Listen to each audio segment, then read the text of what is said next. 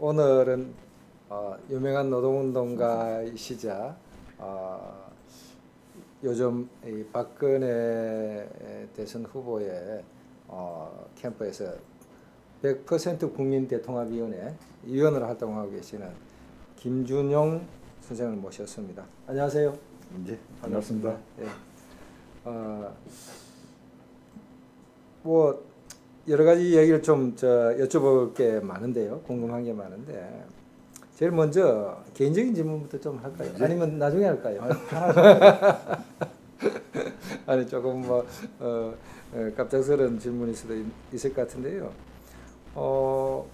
우리 김준용 씨, 저는 김준용 동지라는 말이 입에 붙어 있습니다만 어쨌든 김준용 선생 하면 뭐 70년대부터 이 노동운동가로서 유명하시고 특히 이제 언제입니까? 그 구로 동맹파업 할 때는 85년도입니다. 예, 그때는 참 까마득한 것을 세월이 흘렀습니다만은 그때는 또 대우페랄 노동자 위원장으로서 동맹파업을 주도하셨고 참 유명하신 이 노동운동가신데 어떻습니까? 이 박근혜 후보를 지지하게 된 또 그 캠프에 합류하게 된 어떤 계기가 있었습니까? 주변에서 좀 말들 많죠. 말들도 있을 수 있는데요. 네. 저는 개의치 않고 제 생각대로 사니까요. 옛날에 네. 85년도에 우리가 노동운동 할 때는 네. 노동운동이 너무 정치적으로 소외되고 왜소하고 그래서 네. 저 카메라를 보고 정치 투쟁하는 계기가 아마 됐을 거예요. 구로동맹 파업이. 네네. 그렇게 해서 노동자들의 어떤 권리 이런 게 사회적으로 알려지기 시작해서 네. 우리가 선호협도 만들고 전노협도 만들어서 노동법 개정 투쟁까지 해서 하여튼 사회 민주화 투쟁을 했다고 자부를 하고 있어요. 네. 그래서 이 사회가 이만큼 좋아졌는데 그럼 지금은 뭘 해야 되냐? 네. 제가 노동운동가에서 쭉 보니까 노동운동이 이제는 국민소득 2만 불 시대를 접어든 이후부터는 좀 어떤 그 사회 전체에 대한 관심과 어떤 배려, 나만 아픈 게 아니고 그렇죠. 모두가 아프기 때문에 네.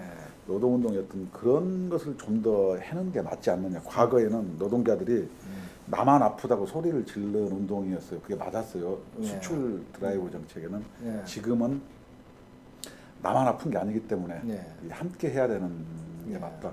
네. 그리고 박근혜 후보께서 또 그런 점을 인정하셔가지고 제가 뭐 학교도 많이 못 나오고 뭐 하여튼 공장만 쭉 다녔습니다만은 저 같은 사람이 이렇게 깜짝 발탁한 거는 그런 국민 통합의 의지에 어떤 증거라고 이렇게 말할 수 있지요. 그래서 뭐 그래 하시다 보니까 네. 또 뭐 여러 가지 그 구설수에 오르기도 하고 네. 비난하는 사람도 많고 옛날 과거의 동지들로부터 비난을 받을 땐 참 사람이 마음이 아프기도 하고 그렇잖아요. 그런 말씀도 많은데 그 중에서 뭐 특히 그 인구에 회자됐던 이야기가 뭐 전태일의 친구도 아니다 뭐 이런 얘기가 있었는데 그거 도대체 어떻게 된 겁니까? 네. 뭐 왜 그런 말이 나와가지고? 사실은 제가 청계피복에서 활동을 많이 했어요. 네. 제가 아주 존경하는 분 중에 하나가 전태일이고, 네. 그다음에 그 산업화의 어떤 그 가장 큰 어둠과 상처인데 그런 부분에 대해서 요 전에 뭐 김대중 노무현 정권 시절에도 아무도 전태일 재단을 방문한 적이 없어서 네. 제가 후보님하고 전태일 재단을 방문했어요. 네. 이것은 뭐냐면 이제까지 그런 역할과 안 온 사람들이 반성해야 될 문제지 그것을 간 것을 쇼라 그러면은 그 말이 됩니까? 오히려 그래서 제가 가서 야권 후보들도 거기를 가게 되고 네. 또 전태일이 알려져서 저는 그 기분이 좋게 생각하고 전태일 친구 얘기는 네. 저는 또 정치에 대해서 잘 모르고 기자들도 잘 모릅니다. 네. 근데 어떻게 그렇게 나왔는지 모르겠어요. 근데 저는 그렇죠. 언론의 오보였죠. 오보라기보다는 원래 요즘 젊은 기자들이 그 전태일 여사와 우리 김준용 동지 간의 이 어떤 나이 차이나 이런 거 잘 모르니까. 반은 오보고 예. 반은 사실인데 어떤 게 사실이냐. 네. 전태일 친구분이 이렇게 후보님을 모시고 가게 되도록 전태일 재단과 이미 합의가 돼 있었습니다. 그래서 사전에 다 연락 주고받고 해서 가기로 했는데 그 전날 갑자기 음. 이게 태도가 돌변해서 아. 아마 그것은 뭐 그때 당시 신문을 유치해보면 왜 그랬는지 아시겠지만 예. 그렇게 돼서 그 하여튼 제 3회 사람들 나타나서 그걸 회방을 한 거죠. 네. 그래서 어쩔 수 없이 제가 후보님을 모시고 그 전태일 동상과 전태일이 분실했던 다리를 갔는데 네.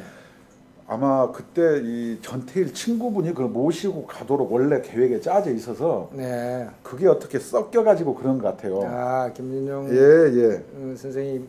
근데 이제 그거에 대한 워딩은 제가 전태일 친구라고 이렇게 사칭을 해서 출세하려고 그랬지 않느냐 이렇게 이제 몰아가려고 하는 의도가 그거야 있었죠. 그런 사람이 아니죠. 우리. 네, 근데 그래서 제가 뭐라고 얘기했냐면 그때 전태일 재단 이사장이 네. 그런 성명인가 무슨 뭐 언론 보도에 대해서 저는 그런 사실이 없다고 밝혔는데도 굳이 뭐 동료가 아닌 것을 신문사에 이렇게 정정 보도해라. 이거 정치적인 의도가 좀 웃기는 거 아니냐. 그래서 제가 그랬죠. 그분이 목사님이어서 목사님 내 이웃을 사랑하라는 예수님께서 이렇게 말씀하시는데 이웃의 범위가 어디냐? 반경 10m냐? 반경 10km냐? 거기서 말하는 이웃의 범위는 고난받고 상처받은 사람인데 여기도 신문에서 잘 모르니까 동료라고 표현할 수 있어요. 네. 뭐 내가 그런 건 아니지만 네. 근데 그걸 가지고 이렇게 난리를 치는 건 그러면 자기들은 동료도 아니고 후배도 아니고 유관순을 누나라고 부르면 가족을 사칭했다 뭐 이렇게 문제제기를 한 거라 너무 좀 네. 유치하고 이렇게 적대적 관계로 모든 문제를 풀려고 하는 게 저는 마음이 안타까웠어요. 예, 이번 기회에 저도 정확하게 좀 마십시다. 저 전태일 열사가 우리보다 연세가 좀 많으시죠? 저보다 한 10살 예, 정도 그 많습니다. 정도, 예, 그 정도 되시죠. 그렇습니다. 예, 그러면 이야기를 조금 이제 그 본론으로 들어가서 우리 박근혜 후보가 뭐 얘기하는 국민 대통합이란 게 뭡니까? 그게 좀 내용을 이렇게 설명을 한번 해주십시오. 예? 국민 대통합 이름 그대로고 뭐를 생각하시는 거죠? 과거에는 무슨 참여정부다. 네. 그만큼 국민이 소외됐다 이것을 반증하는 거고 네. 국민의 정부다 그러면은 국민들은 국민 주인이 아니었던 과거 독재정부 시절에 그걸 반증하는 겁니다. 예, 예. 그래서 예를 들어서 이명박 정부가 뭐 실용의 정부 실용정부 네. 이건 뭐냐면 뭐 이념이라든가 이런 게 틀에 막혀서 뭐 실용정부라고 했을 거고 앞으로 뭐냐면 여야 공의 국민 대통합 얘기하는 것은 지금 문제가 역으로 너무 이렇게 뭐 동서로 갈렸고 아 그렇군요. 남북으로 갈렸고 예, 계층으로 갈렸고 예, 그렇군요. 박근혜 후보만 국민통합을 이야기하는 것이 아니라 다른 후보들도 거의 대부분 국민통합을 이야기하고는 있습니다. 그렇죠. 예. 그래서 그런 세대 간에도 네. 아버지와 아들을 이렇게 갈라놓으려고 하는 예. 어떤 사회적 분위기. 그럼 지역 갈등, 예. 이념 갈등, 그래서 앞으로는 정파 우리나라가 갈등, 예. 세대 갈등, 계층 갈등. 이렇게 대통합을 해서 국민적 에너지를 네. 국가와 국민이 행복하는 데다 이렇게 쏟아야 국민이 행복할 거 아니냐, 나라가 발전하고 이런 거예요. 그래서 네. 그리고 또 후보께서도 또 야당에서 국민 대통합하면은 별 좀 그러는데 박근혜 후보께서 국민 대통합 이런 경우는 또 신선하잖아요. 네. 그렇군요. 그러면 이제 그 중에서도 이렇게 우리가 뭐 여러 가지 갈등과 분열이 있습니다만은 가장 크게는 이제 산업화 세력과 민주화 세력이 네. 서로를 인정 안 하고 거의 뭐 도덕적으로 서로를 이제 비난하는. 뭐 한쪽에서는 니들은 뭐 친일파의 후손이고 뭐 등등 해가지고 도덕적으로 문제가 있는 집단으로 또 한쪽에서는 이제 니들은 뭐 대한민국을 부정하고 뭐 이렇게 해서 아예 그냥 뭔가 이렇게 링 바깥으로 몰아내고 내려는 이런 식으로 지금까지 되어 왔는데요. 그런 게 이제 통합이 되기 위해서는 참 어려울 것 같아요. 어떻습니까? 그 국민 대통합은 그러면 이번 대선 기간에만 지금 주장하시는 겁니까? 아니면 앞으로 계속 한다는 말씀입니까? 제 판단에는 대선 이후에도 어떤 그런 사회적 대타협 기구를 만들어서 어떤 뭐 노사 갈등이라든가 어떤 계층 간의 갈등, 동서남북 이런 경우를 하려고 하지 않겠어요. 그래서 어떤 이번 정권의 최대 과제는 어떤 국민들을 어떤 힘을 갈등보다는 그다음에 징후, 분열보다는 어떤 상생 하나로 모으는 통합이 하여튼 국가적 과제 아니겠나요? 그런데 말이에요. 이게 국민 통합이라는 게 말로 되는 건 아니잖아요. 네, 그렇습니다. 특히 이제 세대나 지금 계층 간의 분열이 지역 갈등은 좀 완화되고 있는 추세인 것 같고요. 이 세대 간의 갈등이나 계층 갈등의 빈부격차가 이게 굉장히 심해지고 있는데 이게 이제 이러자면 그걸 해소하자면은 말로는 되지 않을 것 같은 일자리라든지 뭐 복지 혜택이라든지 이런 게 골고루 이렇게 나눠져서 어느 정도 같이 먹고 살아야 예. 뭔가 해소가 될 것 같은데 어떻습니까? 저는 가장 계층 갈등 이런 경우도 사실 잘 모르겠어요. 그러면 정년 같은 경우는 싸움이 붙어요. 정년을 연장하면은 뭐 청년 일자리가 없어지지 않느냐. 이것은 갈등 정도가 아니고 갈등이 아닌데 갈등의 수준도 아닌 것을 이렇게 사회가 이렇게 표현하는 것 같다는 느낌을 좀 받았고요. 제일 중요한 거는 이제 먹고 살고 고단하고 바쁜 일상이에요. 그래서 사회가 워낙 바삐 돌아가다 보니까 계속 자기를 단련하고 훈련하지 않으면 경쟁에서 처지게 돼 있습니다. 예. 이런 점을 좀 국민 대통합에서 좀 일자리 문제라든가 뭐 고용 없는 상장 문제를 좀 다루긴 해야 되는데 일단 뭐 국가적 아젠다로 이걸 설정해 놓고 어떤 그 국민 모두가 하여튼 어떤 증오심, 어떤 나무 탓 이런 데서부터 좀 벗어나야 되지 않겠느냐.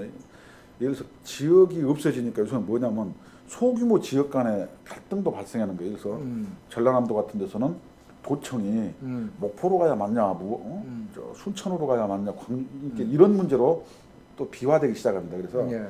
자꾸 이렇게 갈등을 조장하는 것보다는 어떤 공동체 의식을 되살리려는 어떤 정치 지도자의 노력이 예. 국민적 호응이 굉장히 중요하다고 생각합니다. 예, 그래요. 저는 이제 이 또 한 가지 궁금한 게요. 이게 그 기성세대 내부에서 무슨 뭐 산업화 세력이다, 민주화 세력이다 이게 이제 심해왔잖아요 지금까지는. 네. 근데 이건 어디까지나 기성세대 내부의 문제란 말입니다.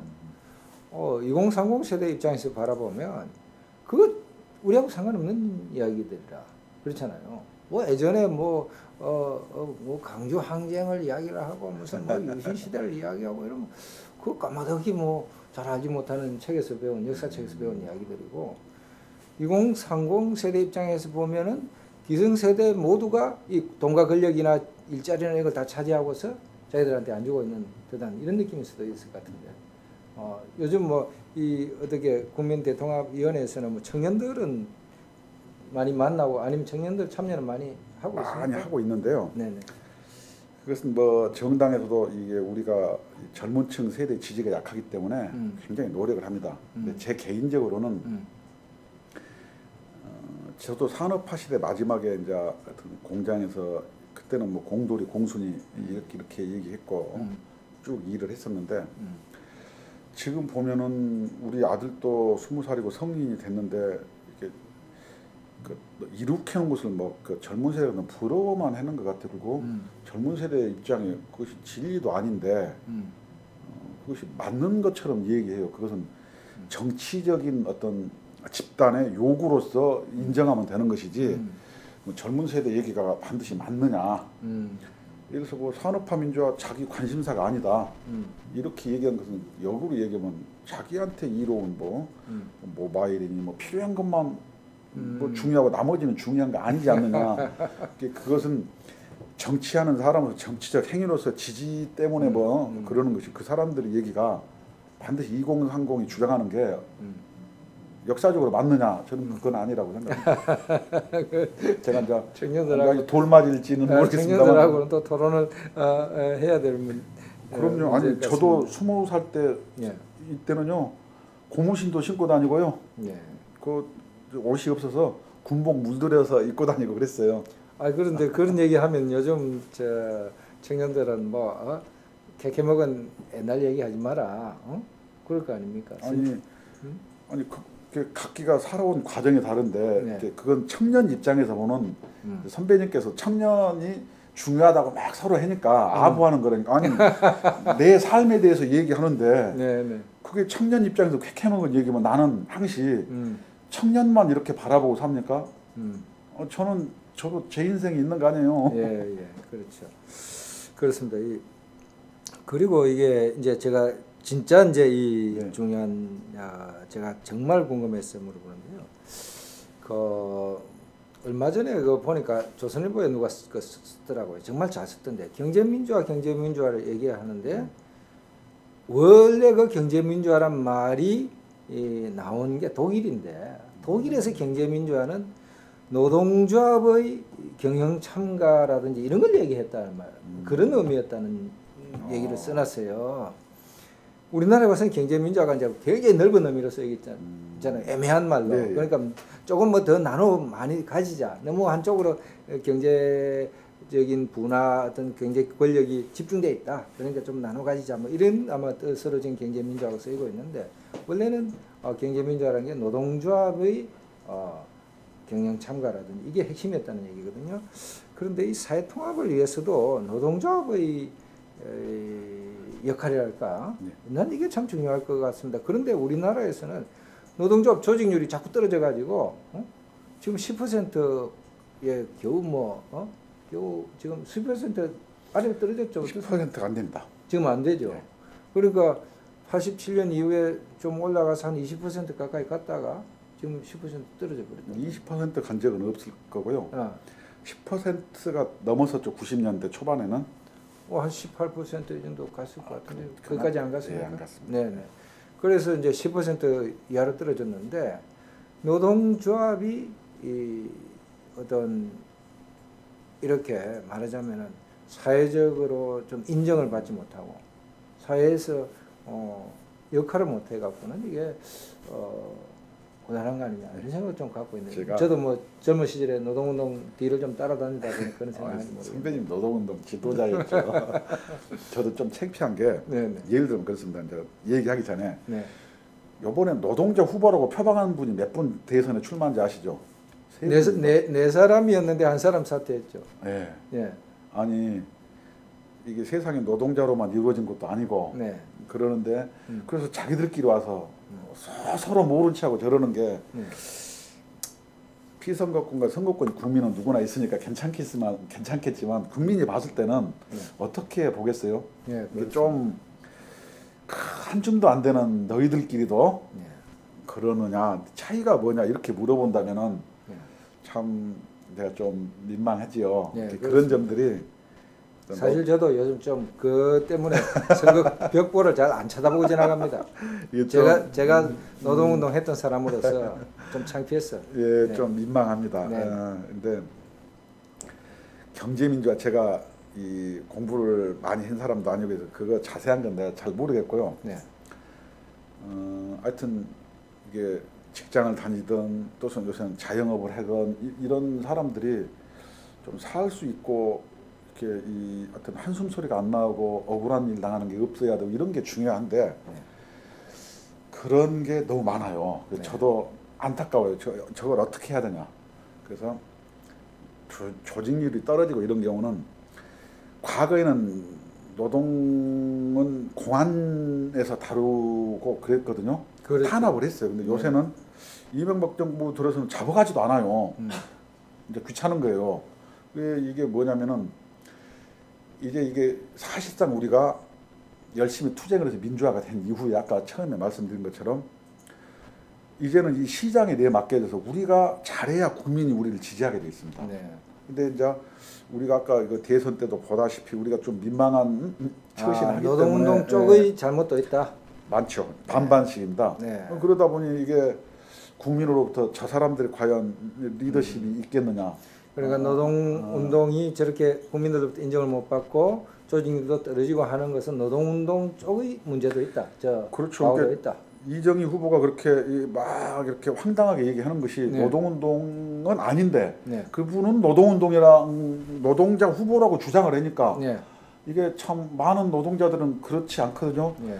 변호사하면서 노동 후보자라고 얘기하지 않아요. 네. 변호사라든가 IT 기업 사장들이 아니에요. 우리는 그냥 일하면서 먹고 사는 사람들인데 그 잘 배운 양반들이 변호사면 변호사하면서 먹고 살면 되지 막 노동자를 대변한다고 하는데 그냥 우리가 우리 얘기해도 되는데 네. 그렇게 황당하게 얘기하고 노동자라고 얘기하면은 참 이게 네. 그런 점이 그런데 문제 있죠. 예, 그렇습니다. 그런 어떤 그런 노동운동 내지는 노동운동 지도자들의 문제도 있다. 또는 아니면 노동운동에 참여했던 지식인들의 문제도 있다. 뭐 여러 가지 문제도 물론 이야기할 수 있겠습니다. 악덕 기업주도 있을 때가 다 있어요. 종합적인 문제입니다. 심지어는 또 김소연이나 김순자의 경우에 두 사람 다 지금 대선 후보로 좀 등록까지 했습니다만은 김소연 후보나 김순자 후보의 경우에는 또 심지어는 거기에 어떤 정파 갈등 같은 것도 아마 있는 것 같고요. 그 두 사람도 이 하나로 되지 못했던 그런 문제도 있고 등등 있습니다만은 저는 이제 한편으로 이런 생각을 하는 거죠. 박근혜 후보가 이제 이른바 보수당의 네. 대선 후보 아니겠습니까? 보수당의 대선 후보로서 국민 대통합을 부르짖는 입장이라고 한다면은 노동조합에 대해서 좀 이렇게 반노조적인 이런 어떤 그 말하자면 보수 진영의 분위기를 확 바꿔가지고 이 비정규직이나 뭐 조그만 사업장의 노동자들도 다 노동조합에 자유롭게 가입할 수 있도록 지금은 그 사람도 노동조합에 가입하면 사장이 싫어하니까 안 하는 그런 것도 있을 거 아닙니까? 그런데 정확하게 노동운동을 설명할까요? 네. 예를 들어서 미용실에서 근무하는 미용사 근로자는 노동자는 그 사람의 꿈이 뭐겠어요? 사장이 되는 거죠. 그렇죠. 다시 얘기하면 노동조합을 만들어서 자기가 그렇게 노동자로서 평생 이런 게 꿈이 아닙니다. 네. 다시 얘기하면 과거에 마르크스의 레닌의 어떤 노동운동의 논리가 현재 우리나라에 깔려 있는데 그것이 100% 틀린 건 아니지만 오차가 점점 사회가 변하다 보니까 오차의 범위가 굉장히 많아지고 있어요. 그래서 노동자들은 반드시 그래야 된다는 게 어디가 있냐는 거예요. 노동조합을 통해서 자기의 조건을 개선하는 사람도 있고 자기의 어떤 기능이라든가 능력을 개발해서 자기의 조건을 개발하는 사람도 있고 다양한 게 있는데 반드시 노조로만 안 돼 있어요. 근데 이제 중요한 그래도 거는 뭐 그런 분들이 많아도 한 30%까지는 갈 수도 있잖아요. 많죠. 30% 더 됩니다. 더 되는데 그럼 노동운동이 제가 얘기하자면 긴데 과거 프레임의 어떤 방식으로 항시 우리를 대하는 거예요. 이렇게 비정규직이라고 몇 명 나와서 막 얘기하면서 비정규직 당사자들은 어떻게 생각하겠느냐. 그 사람의 꿈과 요구를 노동운동이 넓게 해서 받아들여야 되는데 이것을 좀 이념적으로 다루면은 저거는 뭐 배신 비슷하게 취급하고 지금 말씀은 여전히 이제 노동운동 하시는 분이나 네. 노동운동 쪽의 책임을 이제 말씀하시지만 한편으로 보면 경영자들이나 사장들이나 뭐 기업 쪽에서 노동조합을 사회적으로 좀 권장을 하고 네. 어떤 인센티브를 줘서 오히려 예를 들면 중소기업 사장이 같은 중소기업 사장이 있는데 노동조합 있는 회사를 운영하는 사장하고 없는 회사 사장하고 둘이 있는데 있으면 여러 가지 골치 아프다.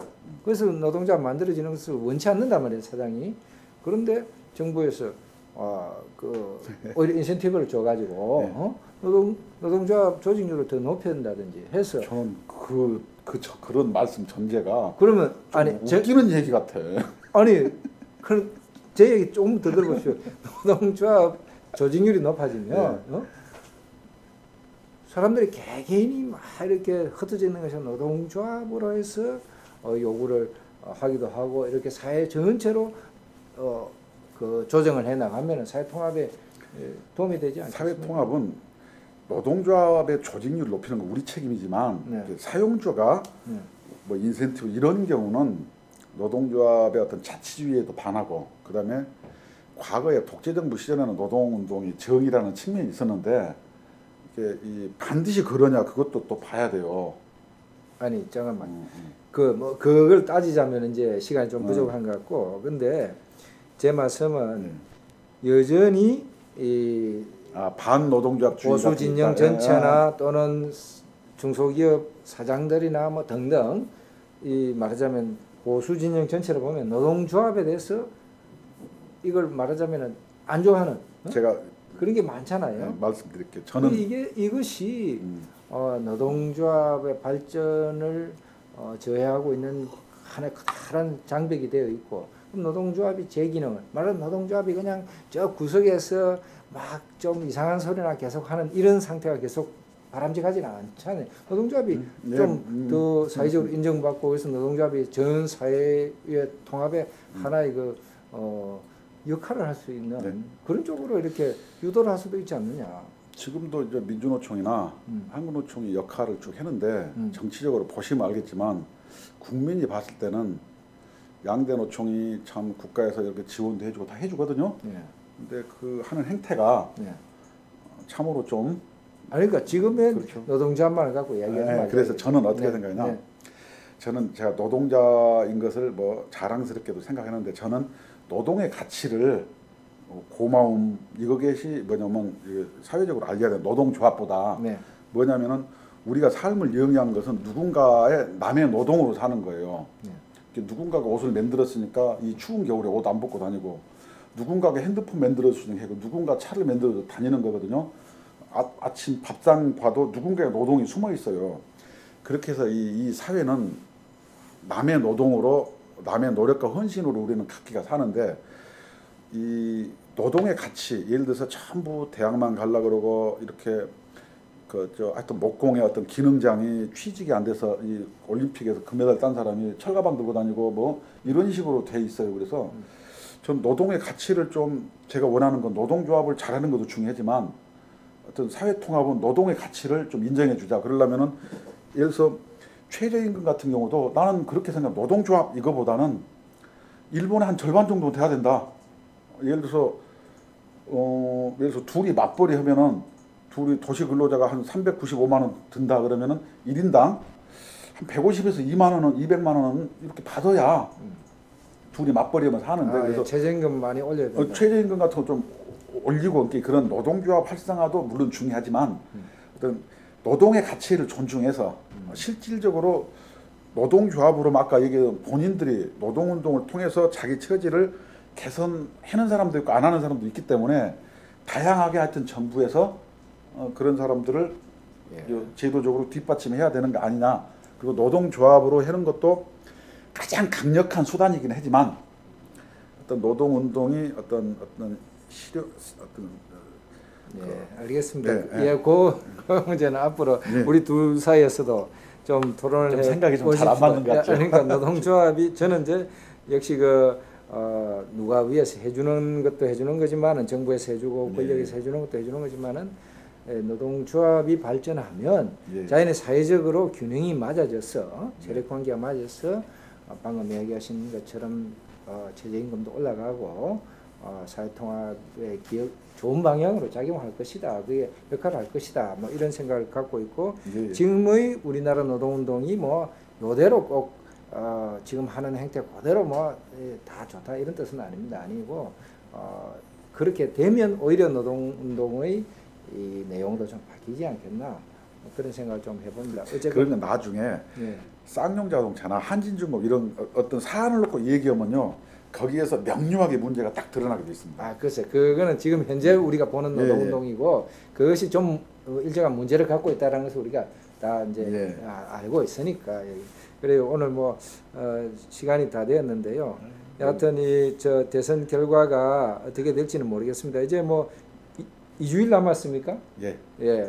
열심히 하시고 누가 당선되든지 이제 뭐 여야 후보가 모두 다 국민통합을 외치고 있으니까 아마 국민통합을 위해서는 노력을 할 것 같습니다. 그래서 중산층이 70% 이상이었던 우리나라가 이제 뭐 50%대로 떨어져 버렸고, 양극화가 심해지고 또 세대 갈등 이런 게 새로운 갈등이 등장하고 분열이 나타나고 있습니다. 그래서 이제 우리 대선이 이제 대선을 계기로 해서 대선 후에는 정말 국민 통합이 이루어져서 우리나라가 선진국도 되고 또 통일도 이렇게 이룰 수 있으면 좋겠습니다. 저도 그렇게 예. 진심으로 예. 바라고 있습니다. 예, 그런 길에 우리 같이 뭐 이미 이제 젊은 시절에 뭐 민주화나 또 노동운동을 위해서 뭐 열심히 뛰었지만 이제 뭐 좀 뭐 나이도 이제 50대 후반에 들어서고 했지만 이제 좀 그런 일에 조금이라도 보탬이 되는 방향으로 보탬이 되었으면 좋겠습니다. 그렇죠? 예, 열심히 해주시기 바랍니다. 감사합니다. 고맙습니다. 고맙습니다. 네, 고맙습니다. 네.